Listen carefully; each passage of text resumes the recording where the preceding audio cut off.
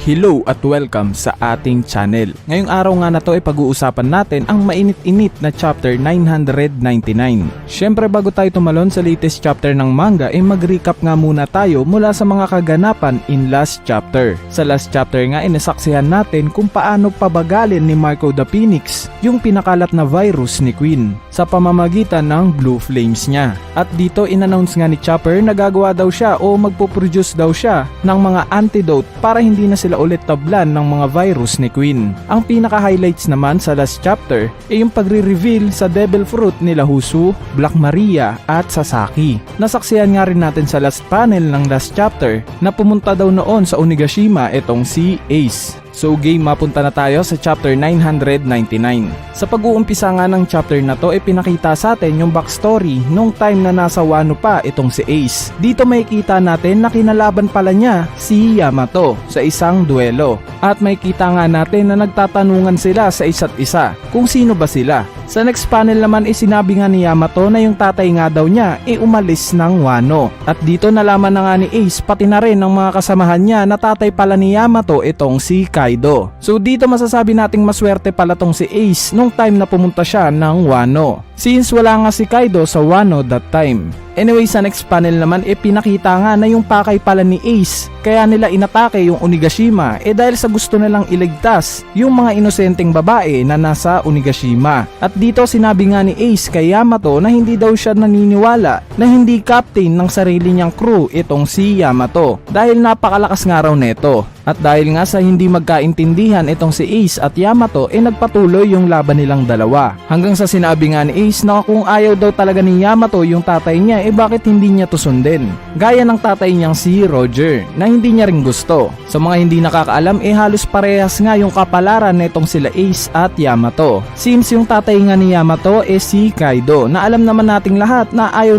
niya dito. At ganito rin si Ace na simula bata pa nga lang hindi niya natanggap si Goldie Roger. Nakita rin naman natin during Marineford War kung paano niya itanggi na yung tatay niya si Roger. At instead nga nun sinabi niya na si Whitebeard daw yung totoo niyang tatay. Bali sa ginawa nga nilang atake natamaan ni Yamato yung dragon statue na ipinakita sa atin sa last chapter. At isinigaw nga niya na gusto niya lang daw na lumaya at maglayag sa karagatan gaya ng ginawa ni Oden. At nung narinig nga yun ni Ace dito napangiti siya at sinira yung dragon statue. At dyan na nga nagtapos yung laban nilang dalawa. Sa next panel naman nakita nating naging bagaan na yung loob nila Yamato at Ace sa isa't isa. At dito nagkwentuhan nga sila. Sinabi nga ni Yamato kay Ace na kung matatanggal nga lang daw niya yung handcuffs niya gusto niya ring maglayag.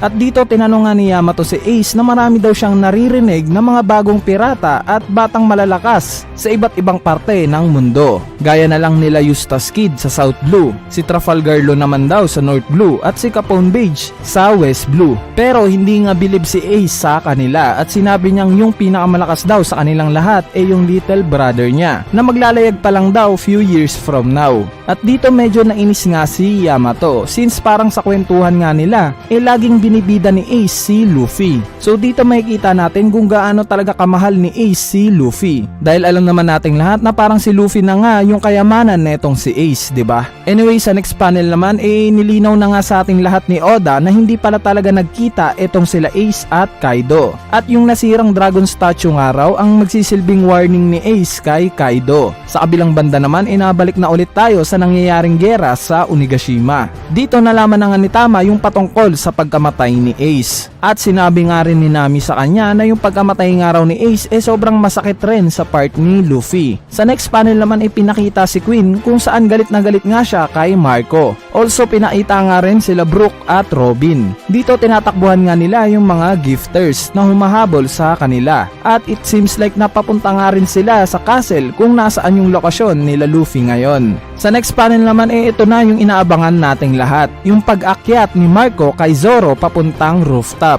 Dito nakita nga natin kung paano atakihin ni Marco yung mga miyembro ng Beast Pirates para i-clear yung daan niya. At habang daladala na nga niya si Zoro papaakyat sa rooftop may naalala si Marco patungkol kay Ace. At dito pinakita nga yung flashback ng Whitebeard Pirates. May kita nga natin dito kung gaano kagusto ni Ace na pumunta ng Wano since may pinangakuan nga siyang tao doon. Syempre obviously yung tinutukoy ni Ace na tao sila Tama at Yamato. Pero dahil nga sa ayaw ni Whitebeard ng gulo sa Wano at baka maraming madamay kung sakaling magkabanggaan sila ni Kaido, hindi pumayag si Whitebeard sa gusto ni Ace. Dagdag pa nga ni Isu na alam naman nating lahat na taga Wano talaga, lately na daw nila nalaman yung patungkol sa pagkamatay ni Oden. Actually maraming taon pa nga daw yung lumipas bago nila malaman na patay na si Oden. So this explains kung bakit hindi nakapunta si Whitebeard nung time na papatayin ni Kaido si Oden, dahil simply hindi nila to nabalitaan. So sa flashback nga na to nakita rin natin dito si Blackbeard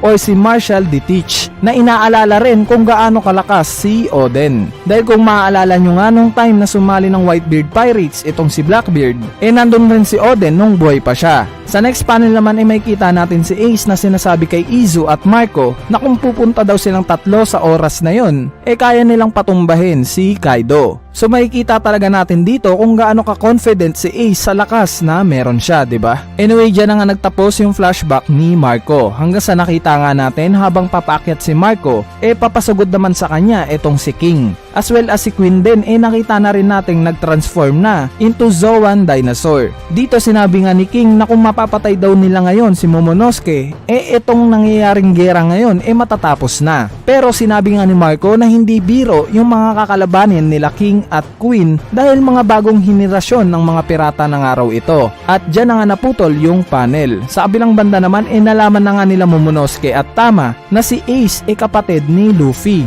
as well as anak si Ace ni Goldie Roger. So very sentimental lang information na to kay Momonosuke, since alam naman nating lahat during sa mga past chapters na nagkita na itong si Momonosuke at Roger nung time na nasa Roger Pirates pa yung tatay niyang si Oden. Sa next panel naman napunta na tayo sa scene kung nasaan sila Big Mom at Kaido. Tinanong nga dito ni Big Mom si Kaido kung saan daw ba niya balak ibagsak itong Onigashima na currently pinapalipad niya. Sinabi naman ni Kaido na gusto niya daw tong dalhin sa Flower Capital, kung nasaan yung lokasyon ng kastilyo na sumisimbolo sa mga Kozuki. Bali nagulat nga si Big Mom na doon ilalapag ni Kaido yung isla ng Onigashima, since nagkakasiyahan nga daw doon at paniguradong maraming madadamay na sibilyan. At dagdag nga ni Big Mom na okay lang daw yon, basta iwan niya nga lang daw na buhay etong si Nico Robin. At dito sinabi nga lang ni Kaido na wala siyang pakialam kung maraming mamamatay. At tinanong nga niya si Big Mom kung nasaan na daw ba yung anak niyang nakakabasa ng mga poneglyph. Bali sinabi nga lang ni Big Mom na hindi pa nga daw na-awaken yung kakayanan na yon ni Pudding. At dito bigla ngang humirit ng tanong si Big Mom kung nasa Flower Capital daw ba yung road poneglyph ni Kaido. Bali sa tanong nga na yon ni Big Mom medyo nagalit si Kaido. Syempre iniisip niya na baka yun lang yung pakay sa kanya ni Big Mom. Pero binara nga siya kaagad ni Big Mom at sinabing parang kapatid na daw yung turing niya kay Kaido. At dito sinabi na nga ni Big Mom na yung utang daw na tinutukoy niya kay Kaido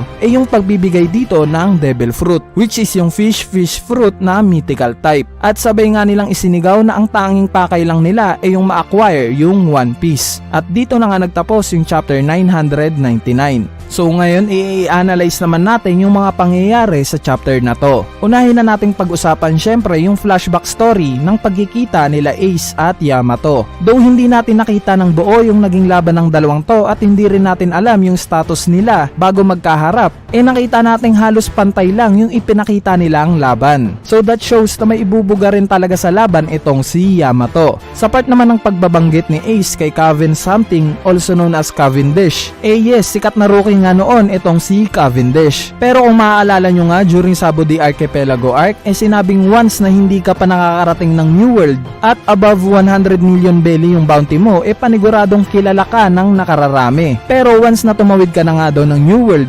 magiging common pirate ka na lang sa lahat. Since yung bounty nga na 100 million belly, napakababa lang yan. So sa case nga ni Cavendish, obviously during nung time na ni-reveal yung 11 supernovas, nasa New World na siya. Kaya hindi siya napabilang dito. Though kilala nga siya nung time na hindi pa siya nakakatawid ng New World. Kaya siya nabanggit ni Ace sa pag-uusap nila ni Yamato. Anyway, besides nga kay Cavendish, nabanggit din ni Yamato yung mga pangalan nila Eustace Kidd, Trafalgar Law at Capone Beige na mga kabilang sa 11 supernovas. So mapunta naman tayo sa possible na altercation nila Marco the Phoenix at King. Nakita nga nating dala-dala na ni Marco si Zoro papaakyat ng rooftop at sa gilid naman nun nakita natin si Queen na umaatake ng barel gamit yung bunganga niya. So dito possible na sa next chapter or sa next chapter ipakitang ihagis ni Marco si Zoro papunta kay Queen at si Zoro na yung lalaban kay Queen since mahihirapan nga si Marco na harapin si King sa himpapawid habang hawak-hawak niya itong si Zoro. Sa case naman ng pagbabanggit ni Yamato sa initial ni Luffy patungkol sa D nagbabadya na nga tong si Oda na isiwalat sa ating lahat yung ibig sabihin neto since sa past chapters nga rin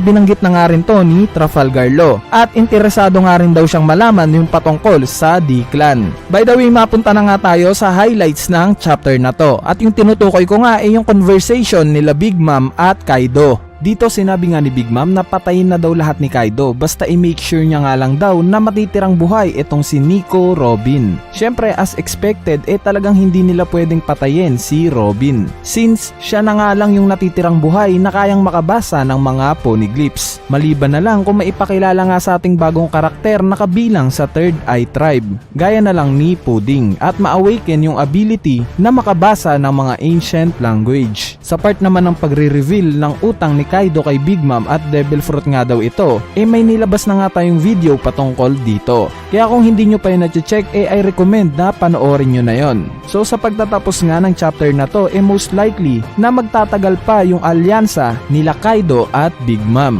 since parehas nga yung goal nilang dalawa. Bale ang malaking tanong dito ano yung mangyayari sa next chapter. Yes guys, excited na nga rin ako para sa next chapter which is yung chapter 1000. Pero next year pa nga raw ito marirelease. So i-expect natin next chapter yung possible na pagre-reveal ni Oda sa captain noon nila Kaido at Big Mom na si Rax D. Sebek since puro flashback nga yung nangyari ngayong chapter at highly possible na sa next chapter ganito na naman yung mangyari. Anyway, ito na nga yung huling chapter review natin para sa taong ito. Sana natripan nyo yung chapter review natin ngayong 2020. I hope masamahan nyo pa rin ako next year para sa panibago na namang adventure at chapter review. So dito na nga nagtatapos yung chapter review natin para sa chapter 999. So kung sakaling nagustuhan nyo naman tong video na to wag na kayong mahiyang pindutin yung like button dahil napakalaking tulong na nga niyang like nyo para sa ating channel. At syempre wag nyo na rin kalimutang pindutin yung subscribe button para lagi kayong updated